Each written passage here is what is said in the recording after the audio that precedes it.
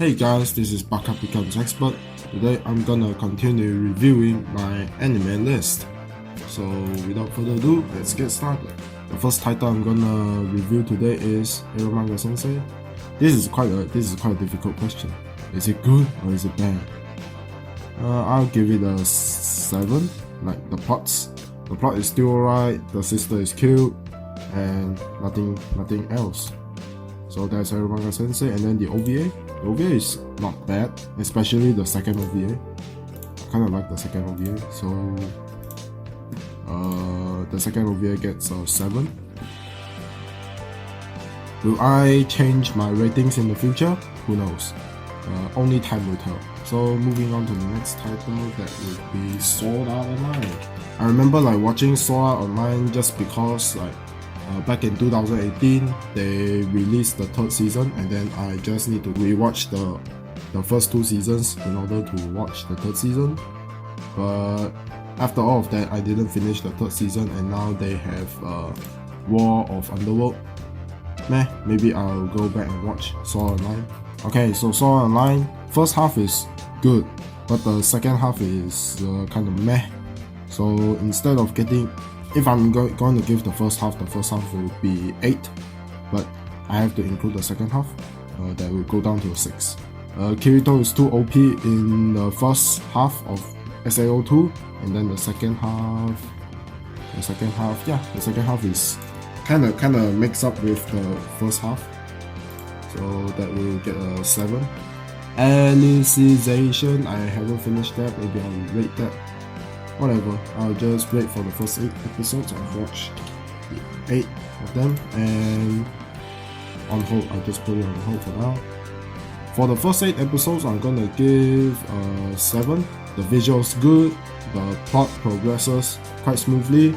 There's no weird things happening, except Asuna got some pretty OP tracking skills of her boyfriend.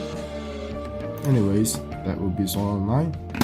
Steins Gate, I got into Steins Gate just because of the memes I am mad scientist, it's so cool, you son of a bitch. Steins Gate, they got a lot of talking, but I can find it interesting enough to watch the whole Steins Gate.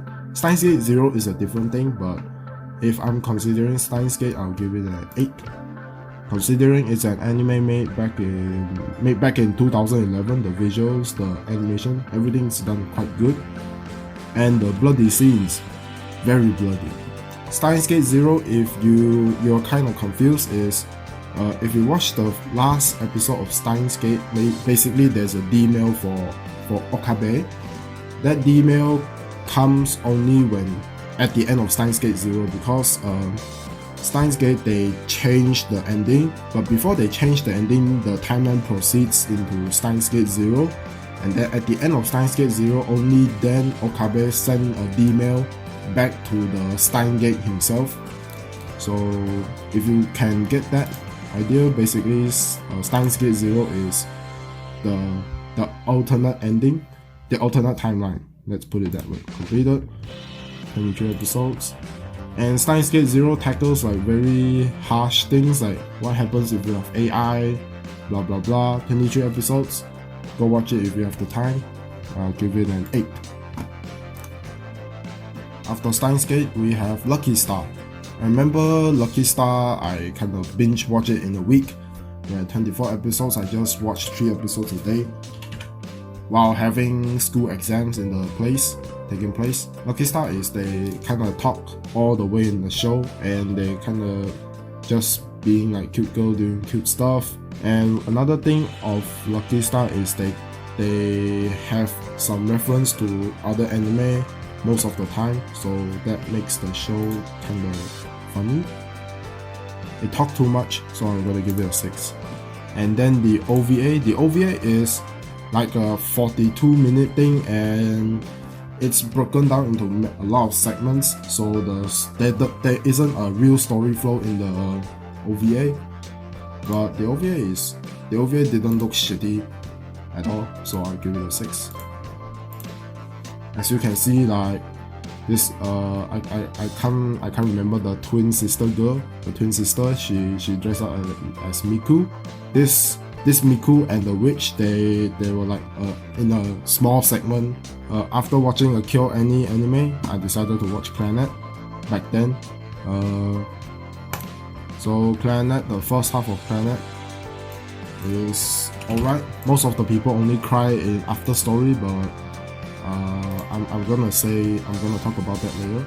But for Clannad, in the first half, every girl gets their development, and this girl, her sister got married. I think it's in the first half. So the story, they don't leave plot holes in the story, and then everything just progresses so smoothly. I'm gonna give it a 9. Just an anime back in 2007, and then they can do it with such a great quality. And we have some spin-offs. As you can see, this is the spin-off with the first year, and then this is the Real Clannad movie. This movie I haven't watched that. Yes, After Story. Yep, a lot of people cried at episode 13, but you know what I did? I didn't cry, and I binge watched episode 14 till the end. I just after I saw that thing happen, and I can't believe myself, so I binge watched the rest of the 10 episodes, and to my expectations, it didn't happen the way that we thought it would go. So I didn't cry in Clannad After Story. Take that, people who watch Clannad After Story and crying. If you're planning to watch this, get ready some tissue paper because you need it. Not only on episode 13, but before episode 13, there are some smaller segments that they will have some scenes that you might need some tissue paper. Just a heads up, I'm gonna give it a 9. And at the end of After Story, you get to know who is this girl and who is this robot. So that's a mystery solved for the whole Clannad series. And let's look at the OVA, shall we? It's kind of like this OVA is they progress in the main storyline, but they kind of branch out at the places where they wanted to branch out, if that makes any sense. But the ending is Tomoyo will get with this girl, Tomoyo will get together with Tomoyo. So if I'm gonna rate this is kind of like a side story. The side story is not bad actually, it's kind of well written. Same goes to the other one, the Kyou side. I'm just kind of curious, because I'm playing the VN of Clannad, the anime studios didn't make the real side of this story in the beginning. Who knows? This deserves an 8, because it's kind of confusing. At the beginning, the main character has to choose between this is the older sister and the younger sister. And at the end, yeah, everyone knows what happens because based on the title. Anyways, that would be Clannad for now. Let's move on to the next anime. Pew pew pew!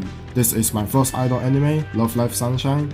It is the second gen of the Love Live series, and also recommended by my brother, the same brother. After watching Love Live, I just can think, wow, these people, they are really positive. Like when shit doesn't go your way, they will just go out of the way to make the shit happen.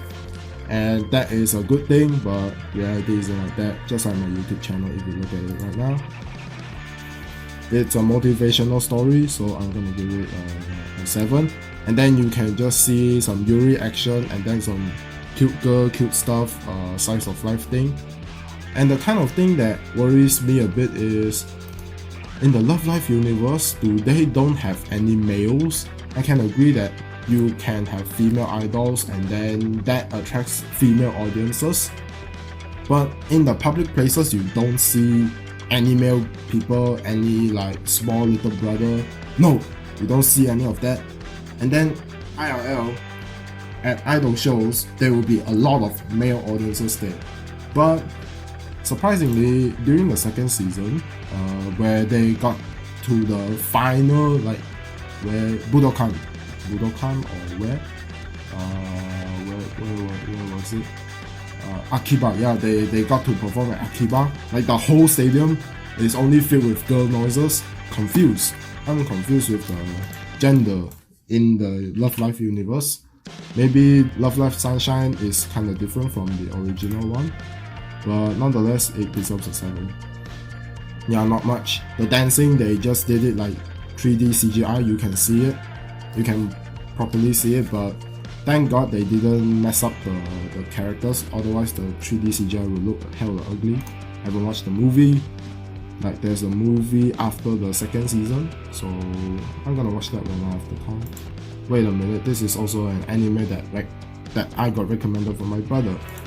Tsuki Ga Kirei is a story of 2 introverts falling in love. Yeah, that's right. You can see like literally when the main character and the female character are together, there's like minimal conversation between them, like until episode 3, and after episode 3 it's still the same. But overall the story, they write it pretty well, and it's the small details that counts in this show. So if you want to see some character development, you have to look at every pixel, every frame of the show. Very nice, I'll give it an 8. For those kind of slice of life romance fans, this show, you should watch it. So this Tsuki Ga Kirei special, I can't remember what does this special says about. A series of unaired comedic shows released with Blu-ray of blah blah blah blah blah. Haven't watched it. Put it to plan to watch. Okay. Before I review Charlotte, I'm gonna ask you a quick question. Charlotte refers to a meteor, or B, the girl in the anime. If your answer is A, then you're fucking correct, because Charlotte is just a meteor that causes diseases. So these people have superpowers, like all of the 5 here, and a lot of other people, they have superpowers, and they kinda only last during their middle school to high school period. They have quite a special background to the story. All superpower personnel are recommended to enroll in that special school, so they can live a peaceful life and not become lab rats. If I have to say this, except the last 2 episodes, the whole show is like, I'll give it a 9, but only like because of the last 2 episodes, the ending, I can't wrap my head around the ending, so I'm gonna bring it down to a 9, 8, 7. I'll just give it a good, okay? Like especially the last scene where Yu goes to China, and then there's the last girl who has the power in the world, and then you know what her power was? Not see-through power, not telekinesis, but courage.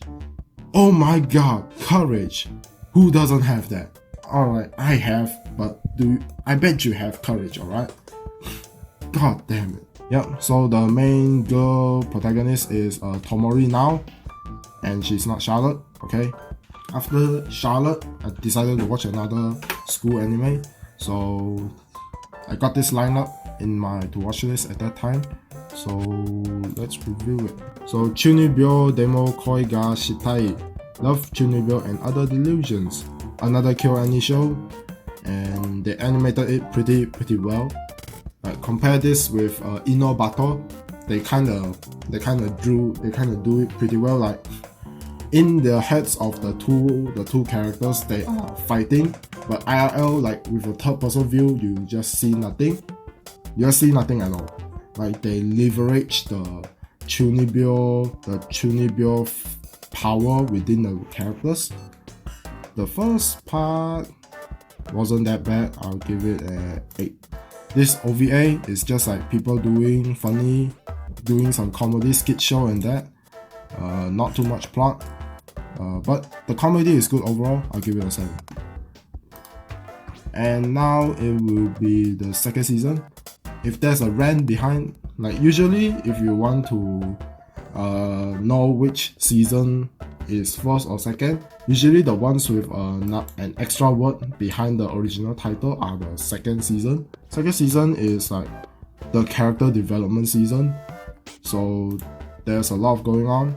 I'll give it a 9.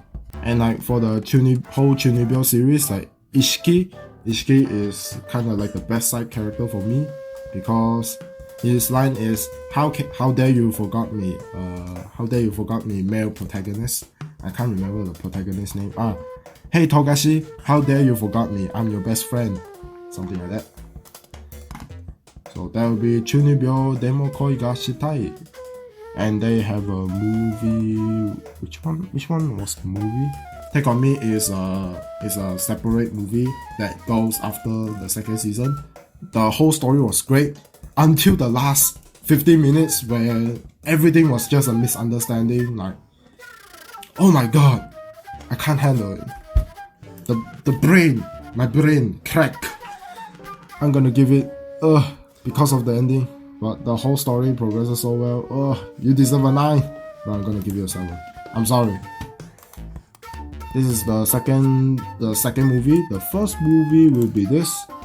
This is just a summary of the first season of the show. Like the Sound Euphonium movies. If it's a recap, I will give it a lower rating because they're just paraphrasing the content. They just take a 7-hour show and then just compress it into a 1.5-hour show. So nothing new to see there. Give it a 6. And for the last show I'm going to review today is, you know, the show that where people can live underwater versus the people who can live on the land. This show, one of my friends asked me whether should he watch it. I just tell him not to watch this show because this show they extended like 26 episodes, right? If we cut all the human drama between the episodes, it will just get reduced back to like 18 episodes because let's say like episode 6 the character says he will do this, and then at episode 7 he will say he won't do it, and guess what, episode 8 he will fucking do it, and then episode 9 they finally do it. So that's why the constant push and pull in the story kind of makes the series, it's kind of like a drag out, but the character development is very slow in the show, so that's why they need freaking 26 episodes to do all the shit. They have like 13 episodes for one arc and then 13 episodes for another arc. If you can handle drama, this show, go watch it. I'll give you a 7. So that's it for this part of the MAL review series. If you like it, make sure to like and subscribe so you can know when the next episode is coming out. And as always, believe in me who believes in you. I'll see you guys next time.